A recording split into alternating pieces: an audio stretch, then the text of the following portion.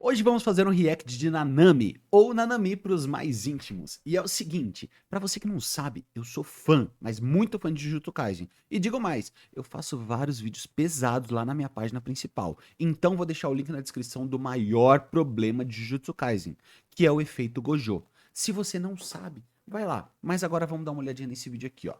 Esse vídeo aqui fala Nanami, o feiticeiro mais normal que existe de Jujutsu Kaisen. E esse daqui é do canal do Aizen, tá? Que é um cara que, mano, eu já sou inscrito, já fiz react dele aqui, ele é muito bom, então é garantido que vai ser sucesso. Já deixei o like e sem mais delongas, vamos ver se ele é tudo isso mesmo. Bora! Nanami é introduzido na série lá no arco Junpei. Primeiro, para servir como mentor para Uhum. Itadori, já que o Gojo tinha outras coisas para fazer. Mas também para mostrar mais um dos vários pontos de vista que aparecem sobre a própria sociedade Jujutsu e os feiticeiros como um todo. Temos a visão de Gojo, Geto, das famílias, de Toji e assim por diante. Agora, a de Nanami. Ele acredita que os feiticeiros são idiotas, mas quando entrou para a vida de escritório, ele percebeu que trabalhar daquele jeito também era idiota. Basicamente, o Satoru, ele tem uma visão, entre aspas, privilegiada, porque ele também explora muita responsabilidade, tá? Já que ele é o mais forte, ele tem o poder de mudar tudo, inclusive de mudar a própria cúpula social do Jujutsu, que controla tudo. Ele poderia, se ele quisesse. Tanto que ele, spoiler, até faz isso mais pra frente. Mas então, o Nanami, ele já é uma mais normal, digamos assim. Ele tem um poder mais ponderado, ele sofre muito mais riscos e ele também já viveu fora da sociedade Jujutsu como um assalariado que mexia com investimentos, se eu não me engano. Então todo esse contexto faz com que o Itadori tenha vários pontos de vista diferentes. No caso, pra gente, realmente veio o Getou, também como um ponto de vista distorcido do mundo Jujutsu. Mas pro Itadori, ele conhece basicamente o Satoru, que realmente ensina alguns poderes e mostra pra ele algumas importâncias e introduz ele ao mundo Jujutsu, mas o Nanami, ele é o principal em desenvolvimento psicológico, digamos assim. Ele é como se fosse o Kaito do Gon, tá ligado? Que mostra o choque de realidade como funciona aquele mundo para seres normais, seres que não são Satoru Gojo. E vamos lá que eu já me estendi demais. Então, restava ele fazer algo que exigisse mais aptidão entre esses dois. O homem assalariado, empregado de baixo escalão em grandes empresas, é um tipo de personagem comum na ficção, Sim. geralmente sendo usado como uma piada ou para exemplificar a seriedade de certos personagens ou arcos dentro de uma história. Uhum. Jujutsu Kaisen possui seu É pra fazer literalmente a conexão com a gente. Mas eu gosto muito desse lado lógico do Nanami, porque ele descobre que realmente ser um feiticeiro Jujutsu em questões de sobrevivência ou de instinto, ou até primitivas humanas, é idiota, porque você só tá se arriscando pelos outros. Simples assim. Mas ele também descobre que correr atrás do dinheiro e construir algumas coisas só pra ter uma velhice com conforto também é idiota. Porque a verdade é que a vida é muito passageira. Ela é muito passageira, ela passa muito rápido. Então, se você ficar pensando só no amanhã, no amanhã, no amanhã, também é idiota. E ele tem essa percepção. E ele tem a percepção também da responsabilidade que ele tem por ter habilidades que outras pessoas não têm. Vamos continuar. Esse cara é brabo, mano. próprio personagem do tipo, Nanami Kento. Gigi Akutami faz bem em criar um personagem que rejeita a vida profissional de um assalariado, Uhum. enquanto ainda exala aquele tom sério clichê. Nanami tem um contraste interessante entre sua personalidade e seus poderes. Quando ele e Itadori vão para sua primeira missão, apesar de Yuji querer dar tudo de si, Nanami é claro ao dizer que se algo pode ser feito com calma, deve ser feito com calma. Essa frase se encaixa perfeitamente em sua caracterização como um homem trabalhador comum. Se o trabalho exige o mínimo, ele vai fazer o mínimo. Mas seus poderes são o contrário. A técnica amaldiçoada de Nanami se chama Rachel. Criando uma linha imaginária, ele consegue desferir um golpe crítico no inimigo se conseguir acertar o ponto certo. Para fazer isso, ele usa uma espada. Sua técnica então exige força física e alta coordenação. Duas características que não aparecem em um trabalhador médio de escritório, mas sim no trabalhador braçal. Outro contraste em Nanami está em Gostei desse ponto, hein? Gostei muito desse ponto. Cara, ele realmente é um exemplo de trabalhador. E eu acho legal também o que o Eisen falou, que é tipo, ele se esforça o mínimo de acordo com o trabalho exige. E realmente é até inteligente. É até inteligente. todos esses aspectos, incluindo o ponto crítico. Se ele te for preciso e direto, ele também vai conseguir ter um resultado muito mais eficaz do que muito esforço, justamente por causa que a técnica, esse pacto dele, exige isso.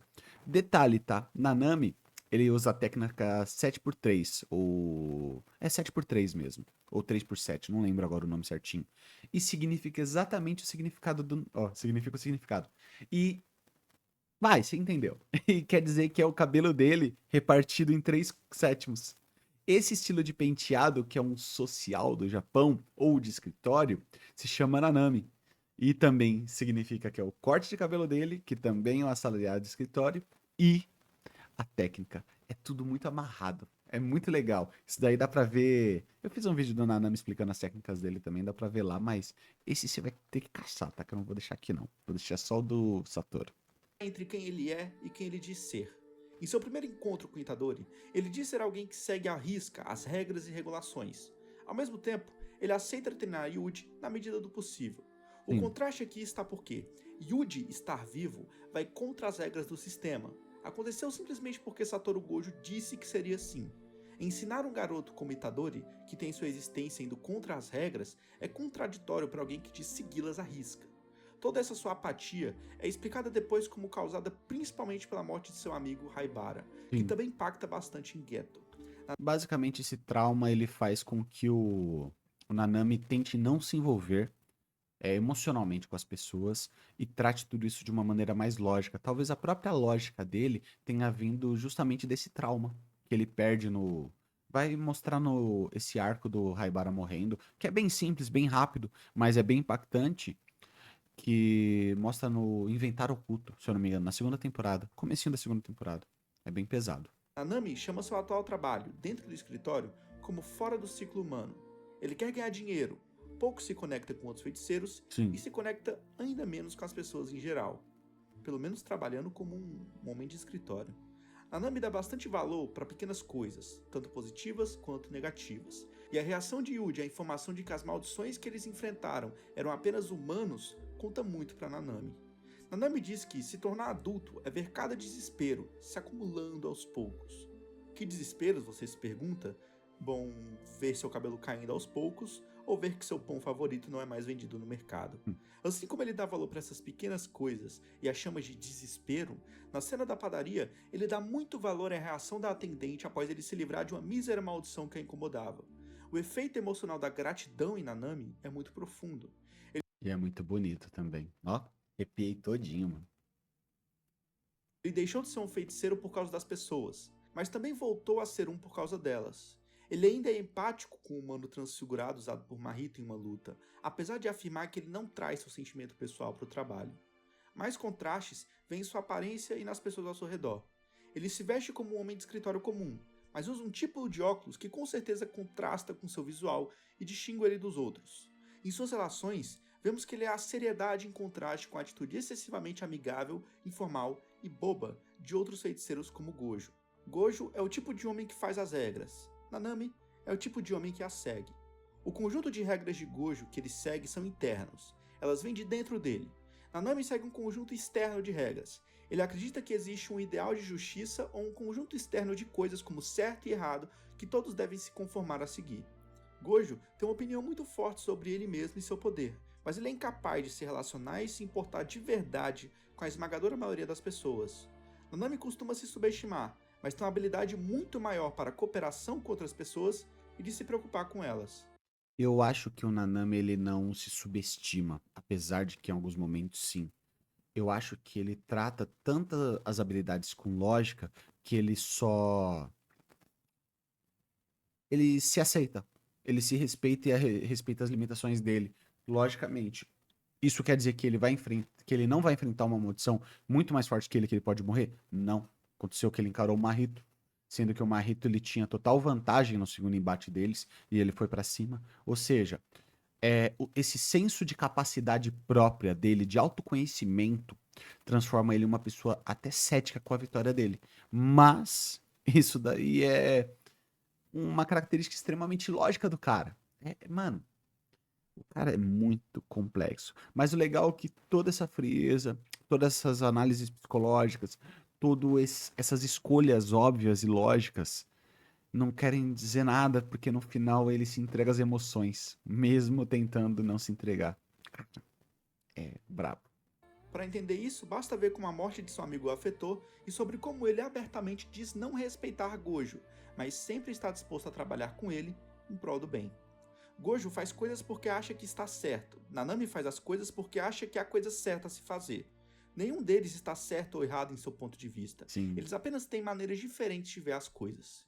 É irônico, porque enquanto Gojo é o mais divertido, excêntrico, criativo, negligente, e por causa disso ele consegue ensinar mais para pessoas como Yuji, ele é o que menos se conecta com seus alunos, é o mais frio e distante.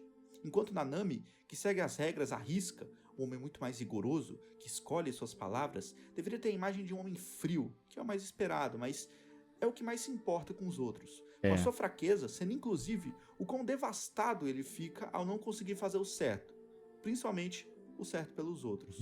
Ele não suportou a morte de seus amigos, então fugiu. Mas as convicções de Nanami são tão fortes que ele não consegue fugir de seu desejo de ajudar os outros.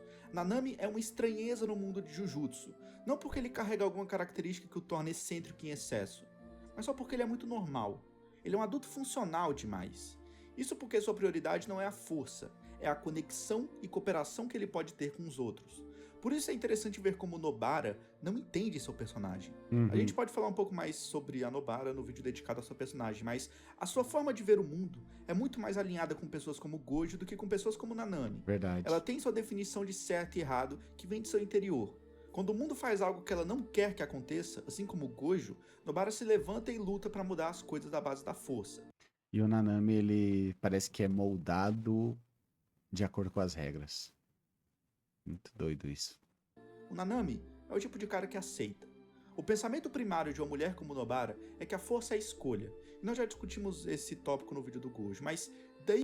Cara, detalhe, eu tenho que ver esse vídeo da Nobara também, porque eu amo essa personagem. Assim, são personagens que eu gosto muito. E vem sua percepção falha de pessoas como Nanami.